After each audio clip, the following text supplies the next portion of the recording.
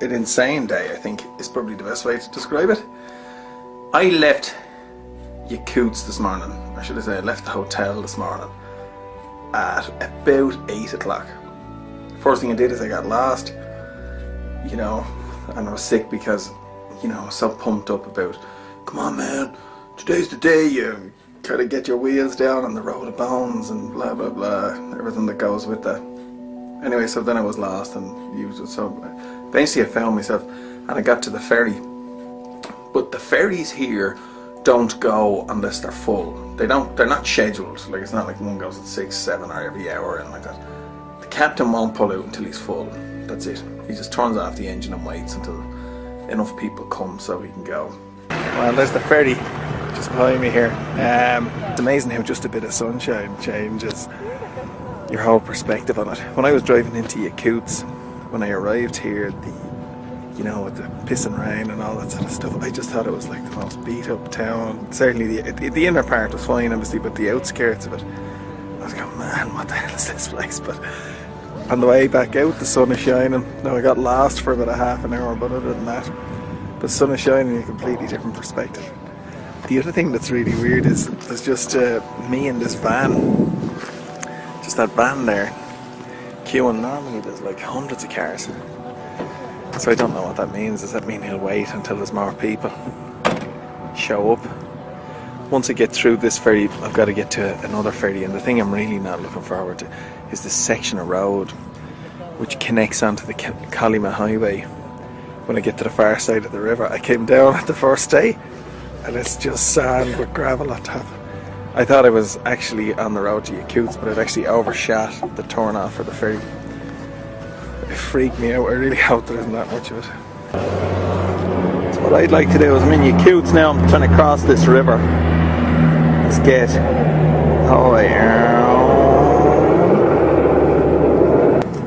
just there, Khandyga. There's another river crossing here I have to do on a ferry. Hopefully stay there tonight. There's a bed, there's a lady there. This isn't, that distance there is, I think, 400 kilometers, is it?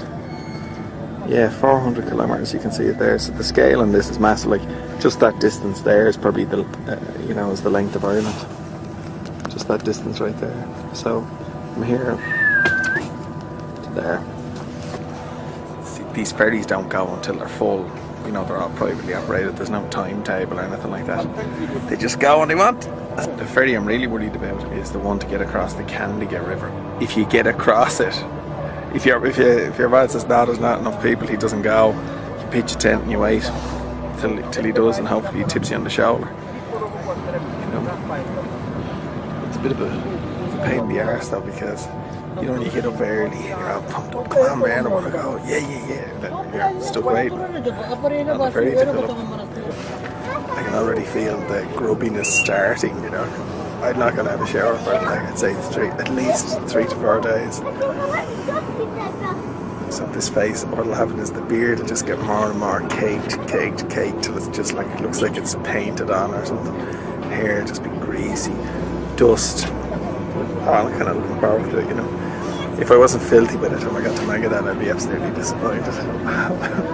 It's good to be on this ferry though. I just hope he leaves soon. Like I was saying earlier, you know, last night I was pumping myself up.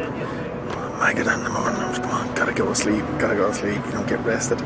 But you can't sleep because it never gets dark. Well, I can't. It maybe, you know, it takes a bit of getting used to it, but there's something about it, your body doesn't want to go to sleep, you know.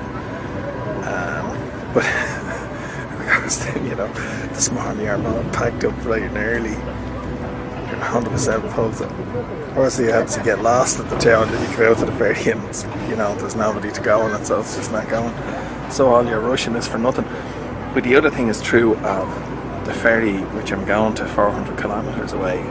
It's as likely to not go as go, based on who wants to go across it, you know. So you say to yourself, well, do I rush over there or not? You know what I mean? Do I take my time or do I put the hammer down? If we can get across that river tonight to Khandyga, I have a bed there. If not, I'll have to camp short of it and then just keep driving. So it's all really exciting. And that's kind of the last deadline in the thing. After that, you know, there's no more ferries. It's just taken mile by mile to Magadan. This is my buddy here, right? He's it doesn't matter how many times I tell him I don't speak Russian, he just won't stop talking to me. He just goes blah blah blah blah blah blah blah blah blah blah. As soon as I put away the camera, he'll be back over to me, and he always starts with, you know, do you speak English? And then I go, yeah, and then he starts laughing, and then he speaks Russian. Do you speak English? Yes, I English? do. Yeah. Yes, no. Do you? No, yes. Yeah, do you speak English? Yes, do you speak English? This lad is fucking nuts. He's fucking... Hey, You won't I've had him for about half an hour now at this stage. He's just relentless. He's pointing at every thumbs up.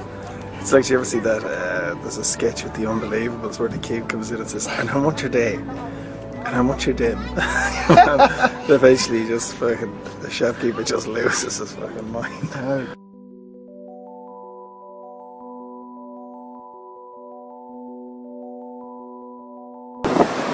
See this river?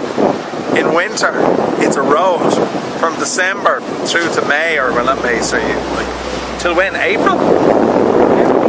Yeah, up to April. This is a road. They just drive up the river instead of having to get the ferry. It's amazing. Like, think about how cold it has to be to freeze that much water.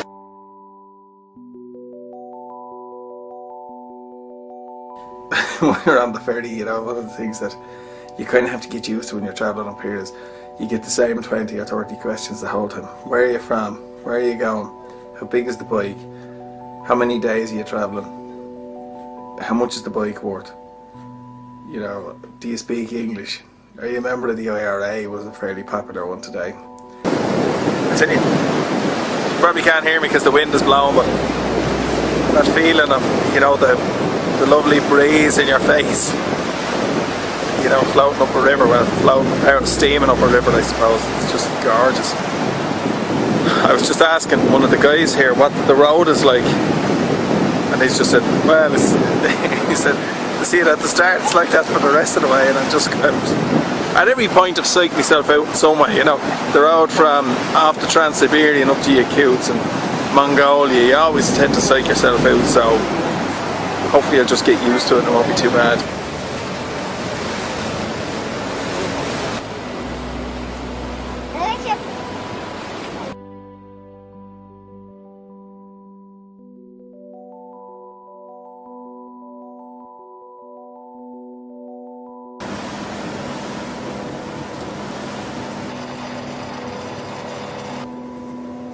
And by the time we got across the River Lena, it was almost midday.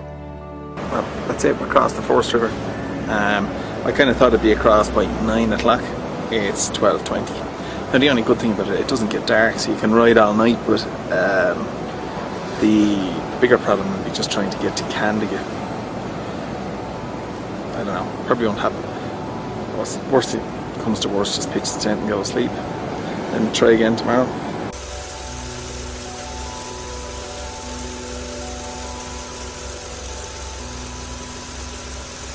I really put the hammer down big time to get to the ferry to come across to Khandyga, because that ferry only goes, I think, twice a day.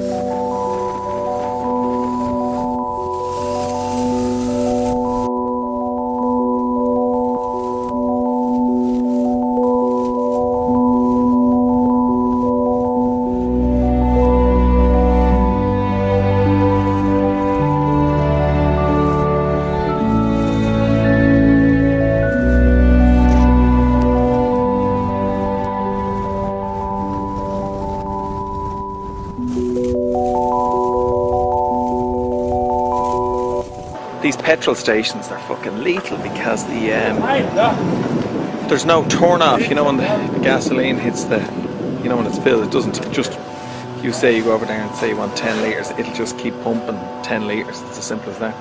Kind of onus is on you to know that you've got room for it, or else it'll just... I made it to the other river. It's 6 o'clock in the evening, at least I think it's 6. And there's the river. Very pretty, nice and sunny. There's about half a dozen cars and vans here waiting, so I have no idea now how long it takes. I think the ferry ride is nearly something like 25 kilometres down the river, so it could take, I don't know, an hour, 2 hours. And even when he does come back, he may not sail. My understanding is they don't sail until they're full here, especially at this one. And there is no schedule. He'll just, if he comes in and he's a full load, he'll go again. So no idea really what happens now. Just kind of sit here and wait. You know, I've read a couple of stories about people having to pitch tents and wait for the whole night till the next morning, and it goes at 6 o'clock and stuff. So no idea what's going to happen now. Nothing. No clue. The road here was just awful, but you know, it was doable, but it was just a pain in the ass. The land was really flat. This is the first kind of feature I've seen. It's just been flat land with some kind of farmland either side, and a dirt road running through the middle of it, and some kind of, you know, pretty, I know I keep saying it, but pretty beat up towns along the way. So now, once you get beyond that river, you start hitting, you know, a couple of 100 kilometres that way, you start to get to mountains and stuff. Mountains, Gandalf. I want to see mountains. There's a kind of a flurry of activity going on over there. But I don't know why. It's fucking bits. Every time I see a flurry of activity, I kind of go, maybe the ferry's coming, but when I look up and down the river, there's no sign, you know. It's very beautiful here though, you know, it's glorious sunshine. River's gorgeous. Lots of mosquitoes and stuff. It's just saying about a gallon of DEET on, you know. So, if they want an ounce of my blood, they're going to have to pay dearly for it. No idea now how long we'll be waiting here. Kind of inflation then having to camp, you know. So if I do better than that, it'll be fine. Across the river, about 20 kilometres down, Bollet has arranged a place for me to stay there. So if I get across, I've got a place to stay, which is fantastic, you know. If I don't, camping here and burning through in the morning. I've no idea even how much the ferry's going to cost, actually. Maybe 30, 40 notes. As it turned out, I needn't have worried, because within about 40 minutes the ferry just appeared on the river, and I just can't describe how happy I was to see it. You want to see the way the truck drivers are able to manoeuvre their way onto that ferry. You know, compared to the guys back, you know, I used to work on trucks, and you know, you'd hear guys, oh, I hate, you know, delivering to corn. Look, it's corn's car. It's very tight to get into and all that. You want to see what these guys were throwing a 40 foot of cement in on top of it. Unbelievable. Where the guy in the truck broke down. Pretty sure there's no worse spot you could have broke down than right on the ramp of a ferry. I'm on the ferry, woohoo! It's the last truck coming on here. You would never have thought two 40 foots could fit side by side on this thing. I used to work on trucks before I went back to college when I was 18 or 19. You know, as a helper and all that sort of stuff. And when I think back to some of the drivers, the lads that we say that they thought, oh, you'd never get it in there, you'd never get it in there, you know, there was all these various goods inward stores around Ireland. And look at these two trucks on a ferry, both carrying concrete slabs. And no doubt when this thing hits, you know, when the truck would hit the ferry, it'd move. Oh my god, that's serious, right? This fella's doing another job with it too.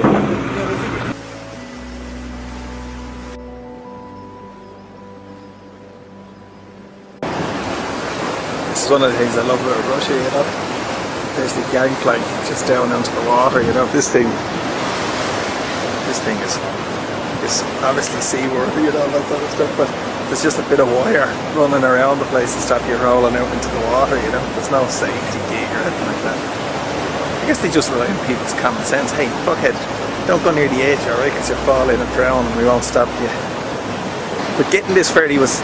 I remember when I was thinking about doing this a year ago, and I was reading about this ferry crossing, and in my mind it was one of the hardest bits that was going to be one of the hardest things to sort out, potentially cause a 2-day delay. Sure enough, rolled down here at 6 o'clock, 6 we're rolling down the water. Fucking easy. Today's the day the World Cup starts, by the way.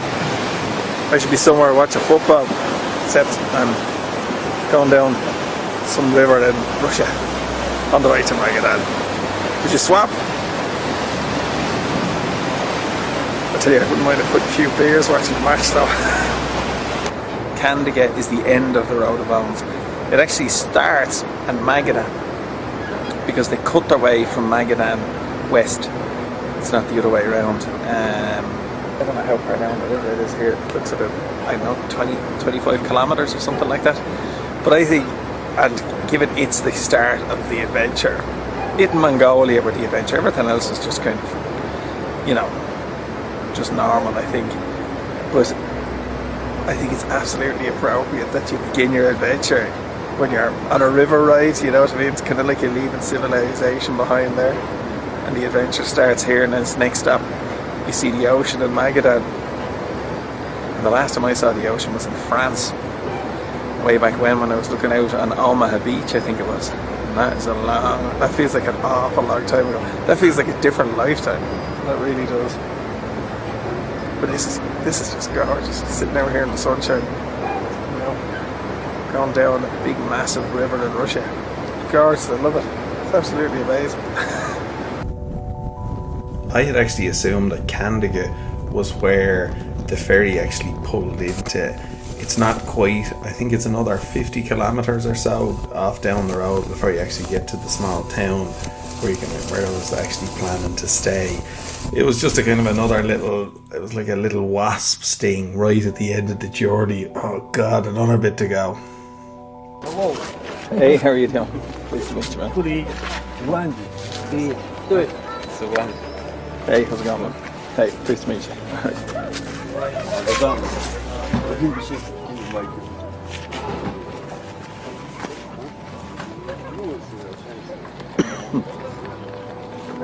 Alright, this is Khandyga, the start of the Kaliman Highway, right? Yeah, right. Start of the Road of the Bones. This guy's been telling me about bears, that I need to be very careful about bears and stuff, so... Come to us. Yeah, come to Khandyga, you'll love it. That's me. This woman, Nina, this is basically a hotel, I guess. It's a place to rent. So what I have is a room, or I suppose a flat in a Russian apartment block, which is where I am now. I'm in Russia, and I have my own apartment. I'm a high roller. I want to see the dirt on my face when I came in. From just all the dust on the road, all around here was just black. I need to do a better job of keeping the dust out of my lungs. I'm coughing like somebody who's smoking 50 smokes a day. So tomorrow, what the guys are saying here is that the Road of Bones obviously ends here, but for me it starts, if you know what I mean. It's the kilometre 1 is from Magadan. But for me, they were saying that the first 100 kilometres is fine, then it's a fucking disaster, and then it goes up over the mountain, and that's really bad. So all I'm trying to do tomorrow is try and not focus on doing big distances. Don't say to yourself, I need to do 200 miles a day, or 400 miles a day, or 300 miles a day, or anything like that. Just do the miles one by one, do them safely, and kind of arrive alive. That's the big thing. After a great night's sleep, I got up the next morning, and Nina and Sergey gave me a lift to where we had the motorcycle stored. Khandyga is not really the sort of town where you could leave the bike just parked outside where you were staying. And it was basically, I packed up the bike and then got ready to go. I kind of stocked up on water and some things to eat and things like that. And then it was, before too long, I was back on the road.